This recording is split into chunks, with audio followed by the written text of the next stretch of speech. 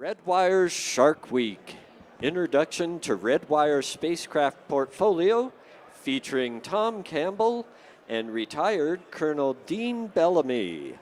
Take it away, gentlemen. Good morning, everybody. Hey, good morning. It's great to see so many friends and coworkers and colleagues here with us today and online. Yeah, it's great to be here. It's great to see all of our industry partners and potential future customers and friends. My name's Tom Campbell. I'm president of Redwire's Space Missions Business Unit, responsible for the sharks that we're going to talk about today. Absolutely. Dean Bellamy, retired Air Force Colonel, served 26, almost 27 years, and now Executive Vice President for National Security. Very good. Should we open with a teaser? Okay, we're going to start with a video for everybody.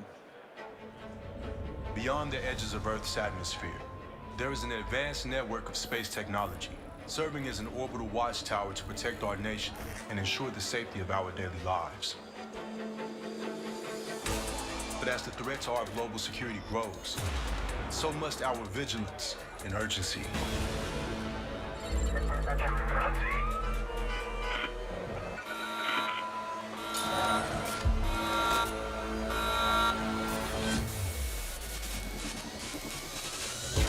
At Redwire, we are honored to support those charged with defending our nation and its freedom to operate in space. Together, we are rapidly deploying solutions for warfighter communications that speed the exchange of information and shorten decision-making chains. We are building resilient mission architectures to mitigate threats and ensure dominance throughout space. And with our capabilities for space domain awareness, we help ensure the safety, security, and sustainability of our nation's activities in an increasingly contested environment. In the face of the unknown, we stand ready to serve the brave men and women who act as our guardians and using cutting-edge technology are protecting our future. Together, we defend above. Go Redwire. Go Redwire.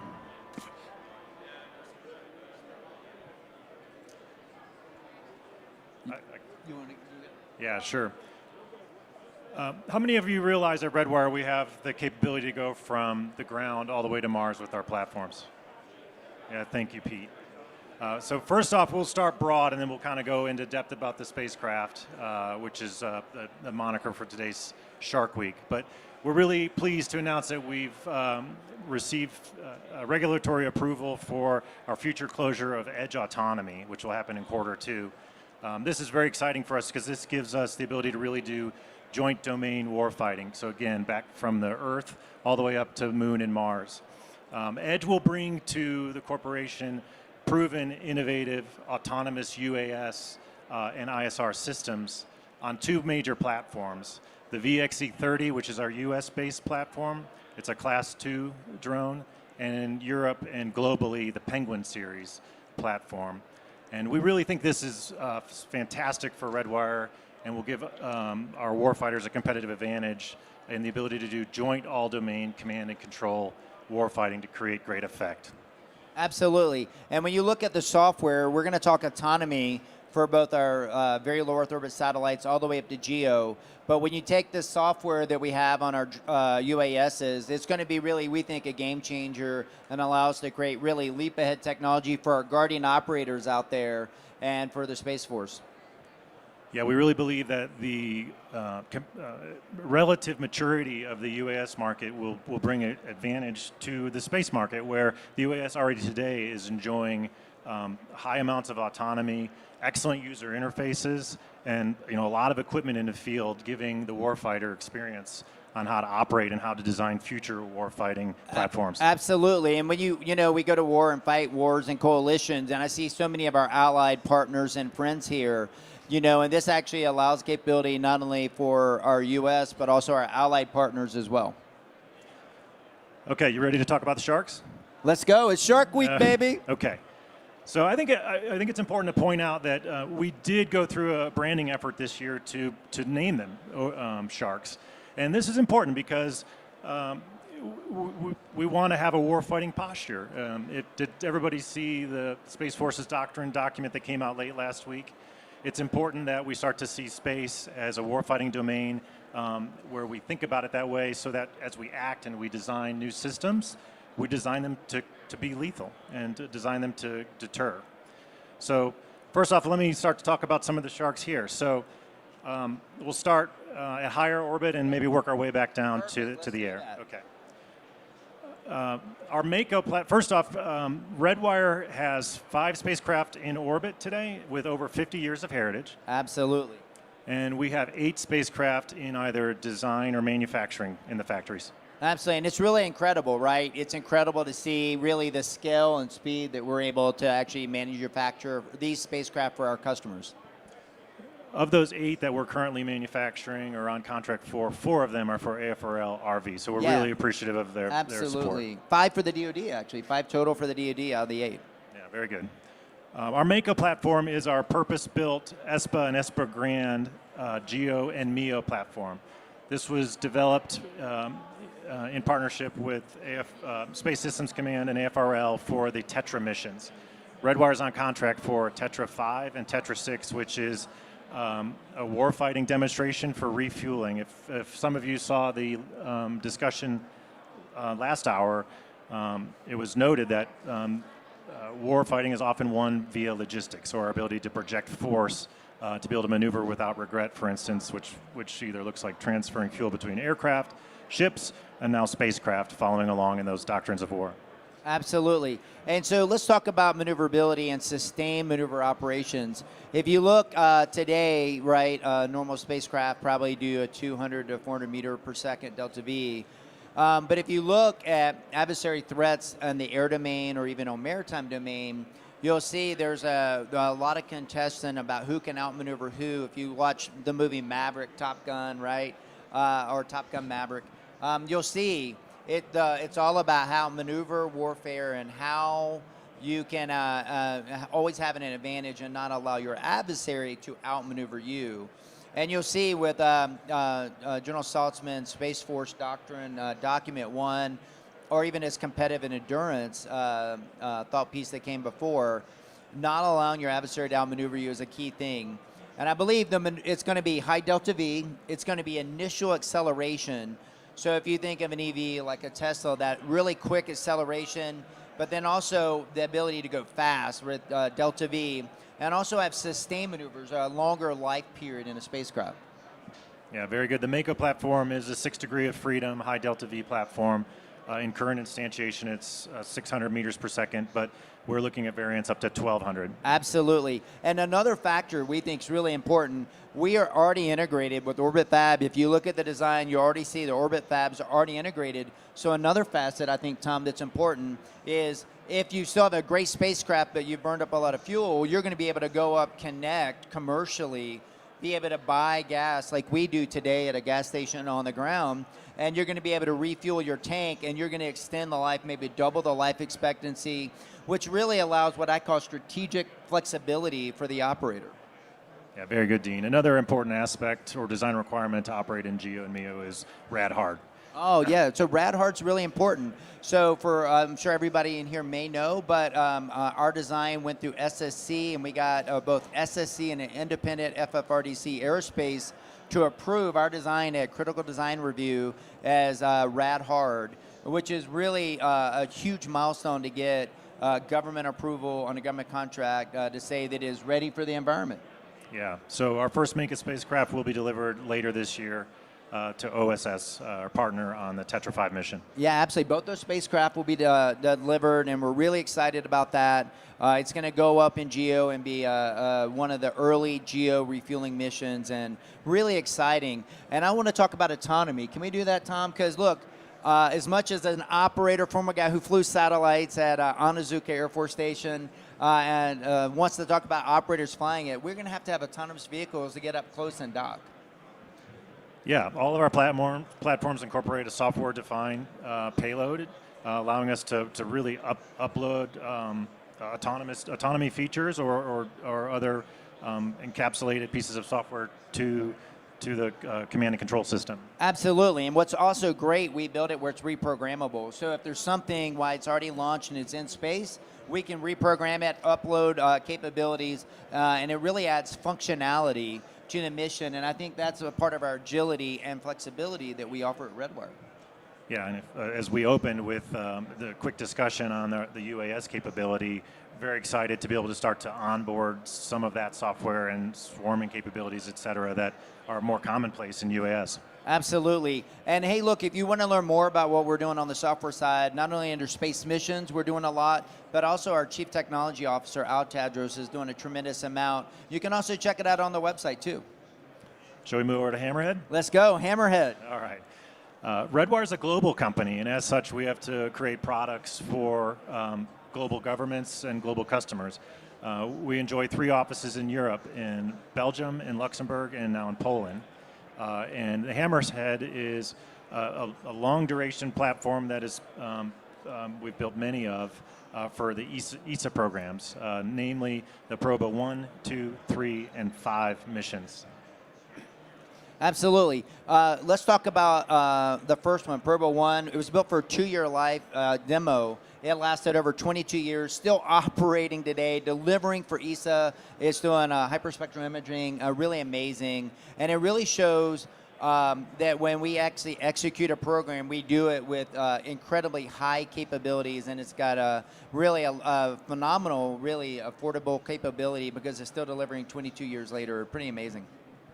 Yeah, another Proba program I think is super exciting is our most recent launch was actually a pair of satellites launched in a stacked capacity to demonstrate high precision formation flying. Yes, everybody. Tom just said formation flying. So yeah, these satellites launched in November, and they're actually 100 meters apart, but with millimeter precision. And when I say millimeter, if you look at your fingernail, I'm saying the size of your fingernail precision, formation flying in orbit, in a HEO orbit. And it's really a tremendous, really technological and engineering feat. And it really shows the caliber of engineering that we offer at Redwire. Yeah, in this case, the mission, the science being done was to, I think, hold an occulter to look at the sun from that second spacecraft. But it is directly relevant to formation flying like you would with a drone in a theater of war, and also to conduct physics or measurements where you're trying to triangulate with known position from 2 sensors. Absolutely. And it's really a credit to our partners at ESA, right, where we have a tremendous track record and history out of our Belgian office and actually Luxembourg office working with them. And we're excited about future missions with ESA and going to do some other amazing scientific and technological capabilities like Proba 3 is doing with our Hammerhead. Want to move on to Thresher? Let's go, Thresher. Okay, the Thresher shark is a reef shark, so shallower water shark, and this is aptly our LEO platform. Absolutely. I love a Thresher. If you haven't checked it out, you really should. They're able to breach the water. They have this really long tail that really makes them unique. And yeah, they're just really pretty amazing. And we're really excited to talk about Thresher. And it's a satellite that we actually just delivered to one of our customers. And I'll let you talk more, Tom. Well, it's a classified customer, so I won't disclose anything else other than that. But I think one of the most exciting aspects of the Thresher platform is that we delivered it in 12 months. So it was designed for rapid manufacturability and to leverage, supply chain that we knew could be harnessed quickly. Yeah, and so for those who haven't worked with Tom before, that's actually a credit to Tom and the culture he is building at our Space Missions unit. And if you haven't seen the way really Redwire and Pete Canito has talked about in earning calls and our really investor relations team has talked about Redwire, it's how we're organizing. We just stood this new really business unit up, Space Missions under Tom, and the culture he's creating is about really excellent execution, excellent engineering, but also speed as well. And really a credit to you and Roger and our entire San Jose team. Yeah, thanks for that, Dean. Appreciate that. I typically like to let my work speak for itself, so I'm not going to say much more on that. Absolutely, no, it will. But, and look, we have a tremendous team, and we've got folks. If you haven't had a chance to meet our San Jose team under Tom, Roger Roberts, an industry veteran who has done tremendous things at, across his career. Dave Squires, John Tucker. We've got a tremendous team of really, and Satish, our software Tremendous team of experts, and really, I think that's a credit to Tom to show really that you surround yourself with great people, you give them authority and responsibility, and they do amazing things. I'd like to thank the supply chain too, especially yeah. shout out to Aerojet Rocketdyne, who's helping to support the Mako Tetra missions, working as quick as we can to deliver as early as possible. Absolutely. One other thing you'll see at Redwire that I think is agile is our contracting, our security, all of our staff, right? Even when it comes to our staff under the legal side, when we're doing things like NDAs and other things, they move really fast. And I think that allows us to deliver not only to industry partners, but government customers because of the phenomenal, really support staff we have. Shall we continue to go shallower? Let's go. Let's go. Oh. We did, we talked about the GEO spacecraft. Here it is again, Mako.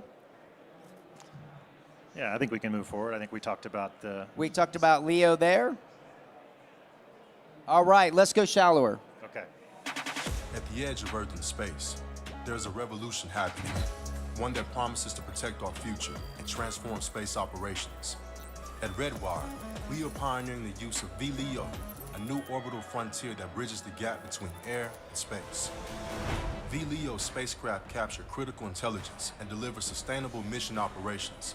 Their distinct, self-cleaning orbit has the potential to increase mission assurance and enable maneuverability with intent. And being closer to the action on the ground than traditional satellites enables higher resolution imaging, providing remarkable clarity and insights. When traditional surveillance is unavailable, VLEO spacecraft could remain vigilant, safeguarding peace and global security. In moments when every second counts, We've lost visuals.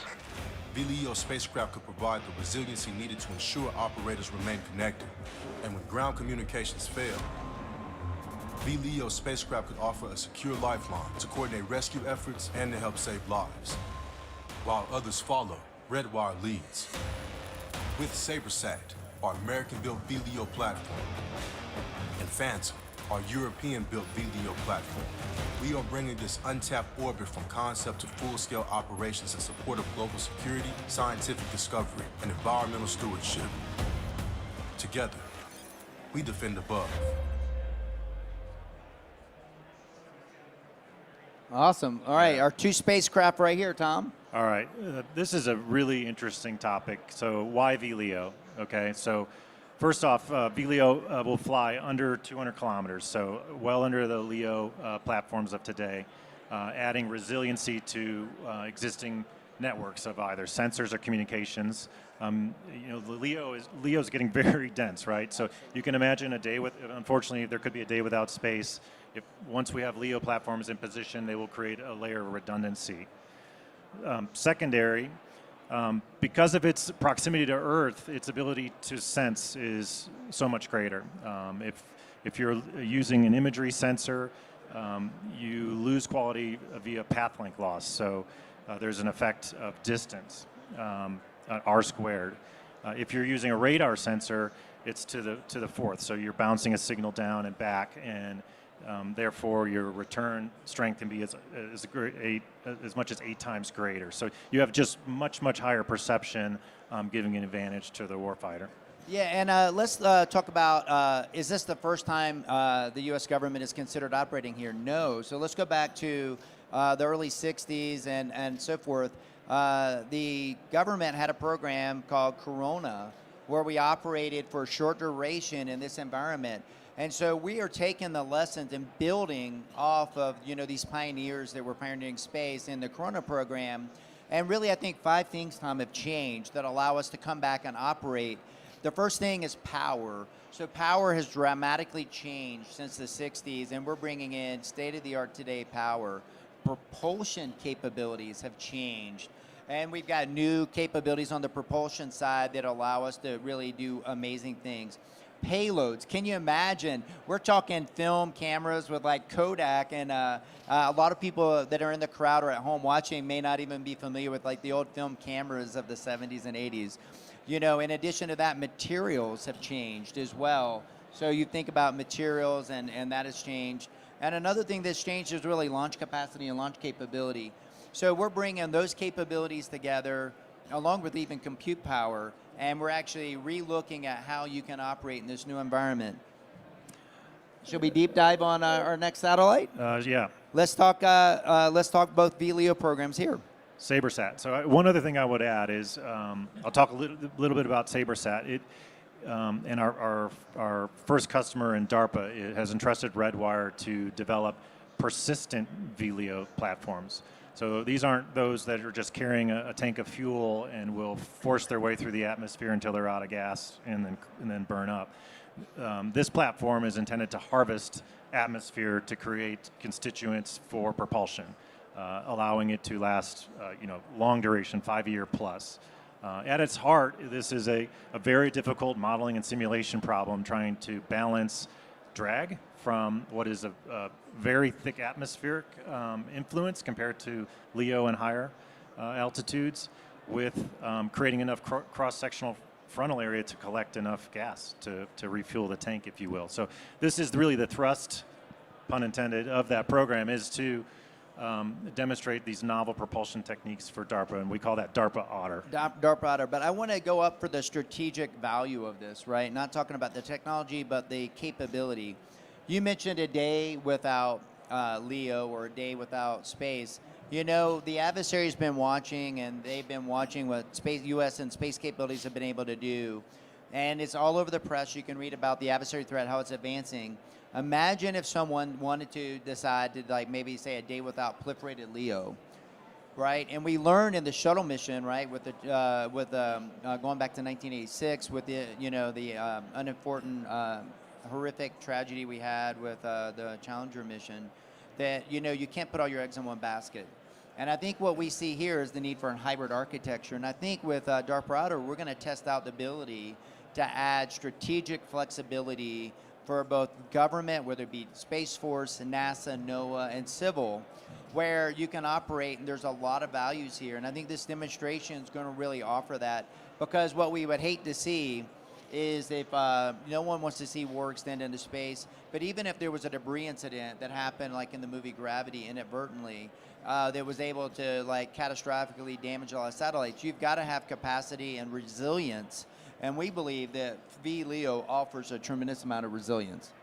Yeah, through diversity, and then also, as I mentioned, it being low to the ground, it's able to perceive better, not only in optical and radar, but also in certain RF signals that get dissipated as they move up to a higher spacecraft. Absolutely. I think it's great. I think there's a lot of scientific opportunities for NASA, NOAA, and we look forward to talking to them, as well as other folks as well. Should we talk Phantom and ESA?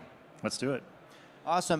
For folks, if you haven't had a chance, for our international and allied colleagues, if you aren't familiar with Phantom, it's a continuation of our work with ESA. It's a program called SkimSat. It's going to operate below 300 kilometers. It's a different design. It's using different propulsion, but it's really looking at the scientific and the environmental aspects. And I think, we at Redwire is really not only a thought leader, but also a demonstrated leader. We're going to demonstrate on 2 different programs, 2 different vehicles, how to operate in VLEO. And I think that sets us apart and makes us the world leader in VLEO.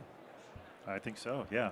A European platform and a U.S. platform being developed by separate teams due to trade compliance, but giving us the ability to serve both allies. Absolutely. And I'll tell you, when I look at our team in Europe, they've done tremendous amount, as you saw on the LEO spacecraft with the Probus, our Hammerhead vehicle. Now seeing what we're going to do with this next step with Phantom is so exciting. And I actually think that, over the next few years, you're going to continue to see the value of VLEO growing. And I believe it's that next unexplored domain that we're going to talk about and continue to see operations in VLEO. Yeah, agreed. This spacecraft, shout out to Eric Masur, who's the president who developed this with ESA over in Belgium, in our Belgium Antwerp facility. Absolutely, absolutely. All right, let's go to the next. All right, before we say thank you, we want to open up to any Q&A. Does anyone in the crowd have any questions or anything on any of our sharks at Sharkweek that we just discussed, or any of our platforms?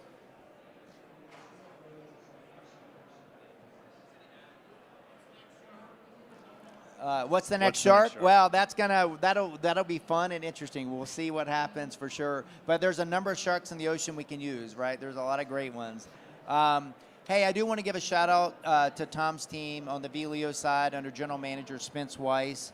And that team, they're doing a tremendous amount on SaberSat, our spacecraft, and then also on the DARPA Auto program and many more. And a shout out to them, really a shout out to your Tetra team as well, and all the folks that are making these sharks really work today. You know, there's a lot of people behind the scenes doing a lot of hard work. And Tom, and credit to you and the leadership that we're seeing on the spacecraft side. Thanks, Dean. Thanks to our industry partners and our customers. And go Redwire. Looking forward to talking to everybody. Yeah, go Redwire. Thank you, everybody.